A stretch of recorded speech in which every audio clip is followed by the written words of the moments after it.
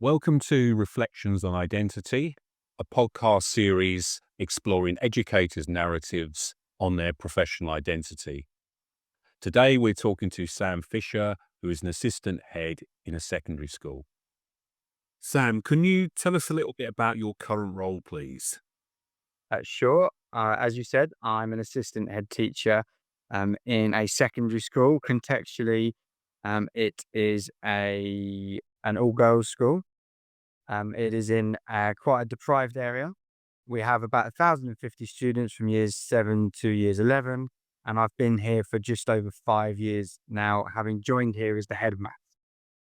Thank you for that introduction.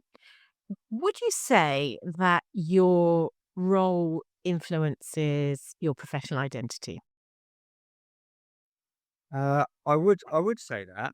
I would, from my perspective, perhaps the less the title of the role and more the exposure to who you're working with, whether that be shifting teams of people, shifting conversations with students in terms of what you have to, the level at which you have to work with them. It's a different relationship with students, whether you're their teacher or their form tutor or their head of year or a member of the senior leadership team. And equally, as perhaps your responsibility moves through the school, perhaps your identity has to shift because you have to represent different things. And perhaps if you're going to represent a particular institution to a degree, your professional values have to realign to those values if you're going to represent that institution. Yeah, so that sounds like it has a significant impact in terms of how you're thinking about it. Is identity, other than obviously talking to us today, would you say that your identity as an educator was something you thought about much? Consciously, probably not. But I always think it's interesting what your first reaction to something is. So my instinctive reaction as an identity is actually as a math teacher. That would always be my default answer. If somebody not in education said, "What do you do?" I would always say, I'm a math teacher, because that was the identity I chose all those years ago, and that was what I came into this profession to do. And uh, in one way, that's the thing that I've spent the most time doing and have the most dedication to. And it's in those moments where when people ask, um, where you ask what you do, I'm a math teacher, or if they, I don't know, if we're sitting in a meeting, so that say Ofsted arrive, and the first thing I think about, and I can't help it, is maths. Right? How is maths going to look? And actually, that's no longer my first priority, but it's where my brain goes to. Yeah, that's interesting, isn't it? Where you initially started. So I think you've said a little bit about how identity changes because of role changes and different interactions. What impact do you think the context has? So you're working in a secondary school at the minute? Yeah, I Well, my context has shifted so much that actually it made me think a lot. So the school I worked at before this one was in a very affluent area. It was a much bigger school. There was a sixth form to the school, and then this school is smaller in a less affluent area. The challenges that we face are different. The things that we think about are different, and actually um, perhaps the purpose of nurture and care and the importance of it is even more prevalent as part of your identity than it was before, where the students were getting a lot of nurture and care for their families, and they do here, but they need even more from us, and perhaps we have to give even more. So that role as an educator is shifting because of the students that you're working with, Exactly. and they're obviously matching their needs.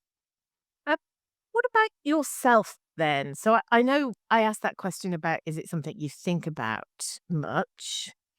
Um, and that varies from person to person. How much influence do you think you have as an individual over conceiving this idea of your professional identity? We certainly have choices, don't we? We certainly have choices. Obviously, the biggest choice is perhaps along the line of actually the values within your professional identity and what you see as most important. And in some respects, um, the school that you work in, the head teacher that you work for, the team that you work for a part of, if your values don't align to a point, that perhaps your identity doesn't, you lose your identity. You wouldn't have one, or you wouldn't be able to assimilate into that one if you go along the notion that your identity can evolve. Then perhaps there'd be clashes, and perhaps that could be a contributing why sometimes people go and work somewhere and actually through no fault of anybody's, it just doesn't quite work out. It might be because of that assimilation that either does or doesn't work. Mm. Yeah, so there's obviously the working with others is having that influence, isn't it, on how you're perceiving identity. Do you think then that there might be this idea of a collective notion of identity as educators? I think everything I've said so far would lend itself to that. Although I suppose to a point is difficult to entirely separate your personal identity and perhaps the identity that you had historically and where you come from and your background and all those things. I don't imagine that anybody completely leaves that behind in terms of to then take forward a completely new identity in their new role. Because it's and the individual's background and elements perhaps of their personal identity that have got them to where they are now and have made them the educator that they are with the talents and the pros and the cons about them that they have. I think there is a collective identity, but I think there's a limit to how far that can go. I imagine your starting point, you already have to have some elements in common and you keep those in common, but not everything would need to align in order for that to work. Mm. Mm. Well, I just have one final question, and that is, from your perspective, are there any challenges to developing professional identity in education? Shifting landscapes is always going to be one, isn't it?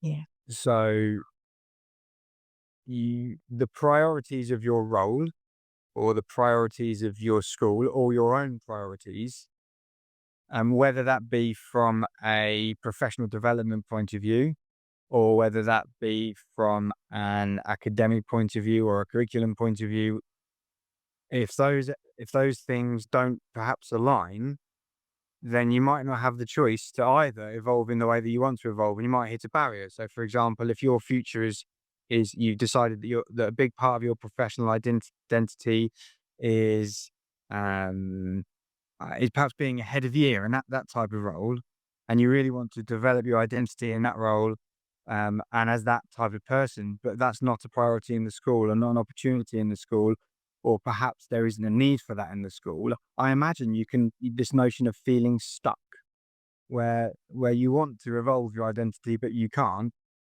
and I'm not sure that anyone would ever describe it perhaps in the term they're trying to evolve their identity, but that aspiration to become something else, there's got to be an element of evolution or professional evolution in there somewhere, or desired professional evolution. Yeah. Great. Well, thank you, Sam, for sharing those insights with us. I'm going to hand over to Neil in case he has any questions before we wrap up. Thank you. I just wanted to ask you very briefly, Sam. You've talked very eloquently about professional values at a couple of points in Carol's questions. What would you see as your key professional values if you had to kind of highlight any of them? What are crucial to your identity in terms of values? Oh no, there's a question that puts you on the spot. I think integrity, because it's quite a big value, integrity, isn't it? And it can mean a multitude of different things. But I certainly think that integrity, um, and if I was honest, I'd probably go integrity, honesty, and opportunity. And I would say if you'd asked me that perhaps 2 years ago, 3 years ago, I wouldn't have gone for those three. Just following the conversation we've just had about the values that we perhaps have to promote the most or embody the most or we think about the most. But my environment always makes me think about opportunity and how how lucky we are to have certain opportunities and the opportunities we can provide as educators or not provide. Because obviously, the higher you go up in the system, the more responsibility you have for deciding what opportunities children do or do not get. And there is an opportunity cost involved sometimes. Um, I'd always have honesty in mind because I think honesty is just an integral value of a school or a workplace, really. Um, and then I come back to where I started with integrity. And I would say that one for me has never changed. I think that comes way back from when I decided that I wanted to take on some sort of leadership role. The one thing I wanted to set out to achieve, and it's for others to decide whether you achieve it or not, is that do you treat people either equitably or fairly? And do people consider that you are a person of your word as best as you can be?